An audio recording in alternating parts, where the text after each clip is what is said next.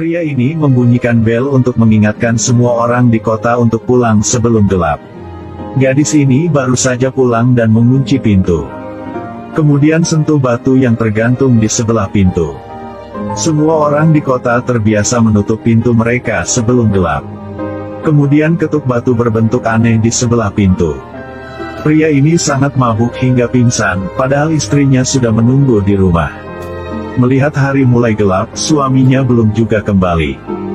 Dia memarahi suaminya satu kalimat lalu menutup pintu rumah. Kemudian tarik tirai di semua tempat.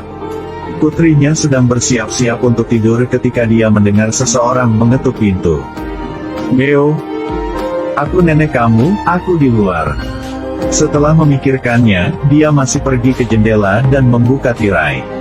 Seorang wanita tua dengan senyum iblis berdiri di jendela. Gadis kecil itu berkata, "Kamu tidak terlihat seperti saudara." Pada titik ini, ibunya masuk ke kamar dan berkata, "Ini bukan kerabat." Wanita tua itu berkata dia sangat kesepian, jadi dia bisa membiarkannya di kamar. Wanita itu berteriak, "Jangan buka pintunya." Tapi sudah terlambat, wanita tua itu segera mengungkapkan wujud aslinya.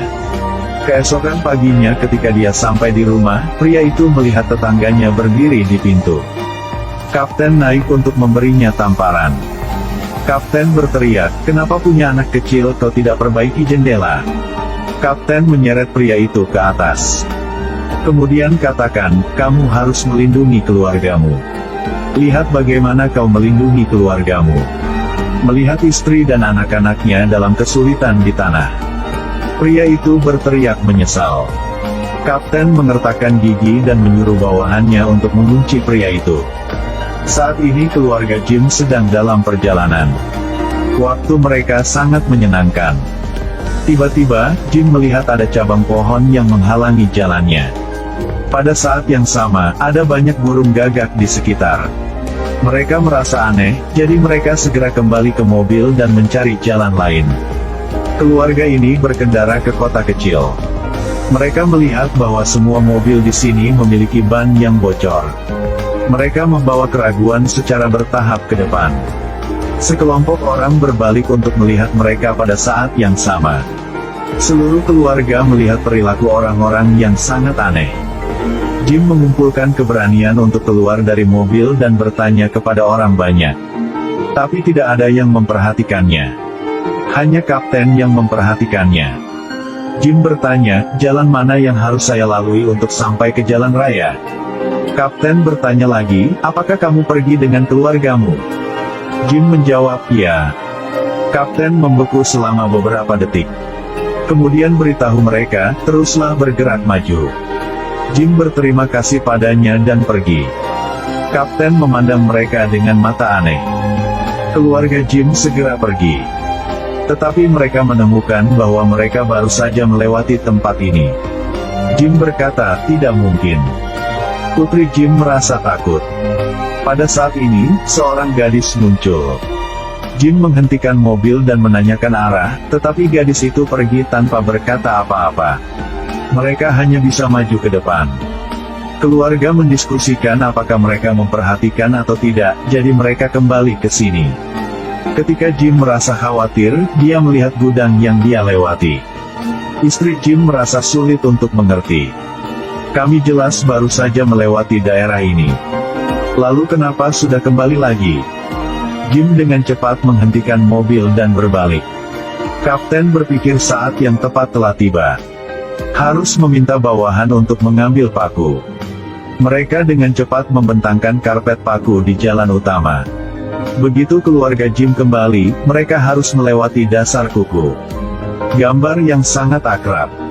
Melihat cara kerja mereka, tentu ini bukan yang pertama kali. Keluarga Jim sedang dalam perjalanan tadi. Sebuah mobil muncul di depan.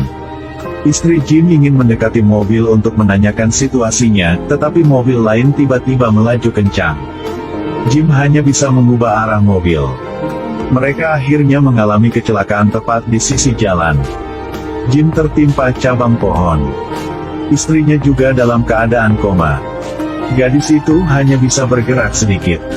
Tapi anak terluka parah. Jim yang kebingungan ingin segera meninggalkan posisinya tetapi tidak bisa. Mobil menabrak pohon. Jim juga terjebak di dalam mobil karena itu. Seorang pengemudi di mobil lain keluar dari mobil dan muntah di tanah. Dia berlari mencari polisi ketika dia bertemu kapten yang memasang perangkap paku di tanah. Mendengar ada kecelakaan mobil, kapten dengan cepat berlari untuk melihat situasi. Karena hanya 2 jam sampai hari mulai gelap, sopir dibawa ke ruang medis terdekat. Setelah memeriksa luka-luka pengemudi, dokter segera menyerahkannya kepada suster. Kemudian pergi ke lokasi kecelakaan dengan polisi. Setelah mereka pergi, seorang gadis datang untuk menjaga pengemudi. Dia bahkan kasih air minum. Sopir mengatakan bahwa kecelakaan sebelumnya disebabkan oleh saya yang terlalu panik. Gadis yang menghibur dia mengatakan itu bukan kesalahan pengemudi. Dia kemudian meletakkan pisau di leher pengemudi dan memberinya 1 pukulan. Kapten tiba di tempat kejadian terlebih dahulu. Dia menemukan seorang pria dengan semangat panik berdiri di samping mobil. Orang itu memuji kapten tampan. Kapten memborgol pria itu dan menyuruhnya menunggu bantuan. Kemudian ke mobil yang macet untuk mengecek status keluarga Jim. Dia tertimpa dahan pohon. Dan istri Jim dalam keadaan koma. Tidak ada yang salah dengan gadis itu. Hanya putranya yang terluka parah. Penyelamatan juga telah tiba saat ini. Dokter segera datang untuk memeriksa pria yang diborgol itu. Dia tidak apa-apa. Pria itu menemui dokter dan berkata dokter sangat cantik. Saat ini, polisi menyuruh dokter untuk pergi dan melihat situasi keluarga Jim. Mereka mengeluarkan keluarga Jim dari mobil terlebih dahulu. Seluruh keluarga baik-baik saja. Dokter berkata, ini akan memakan waktu setidaknya 1 jam untuk mengobati luka anak itu. Tapi itu hanya 40 menit sampai gelap. Sang kapten tak berdaya, hanya bisa memutuskan untuk bermalam di dalam mobil. Karena dia ada membawa batu. Polisi melaju cepat untuk membawa keluarga Jim kembali ke kota. Tapi paku yang mereka pasang pada jebakan barusan menyebabkan ban meledak. Sekarang sudah mulai gelap. Dia menyuruh istri dan putrinya Jim untuk bergegas kembali ke kota. Pada titik ini, kapten sudah menggantung batu di mobil. Jim tidak mengerti mengapa kapten melakukan itu. Kapten segera menjelaskan bahwa itu aman. Jim mulai panik. Kemudian terdengar suara keras. Kapten segera berkata, mereka telah tiba. Kerumunan mulai mendekati mobil.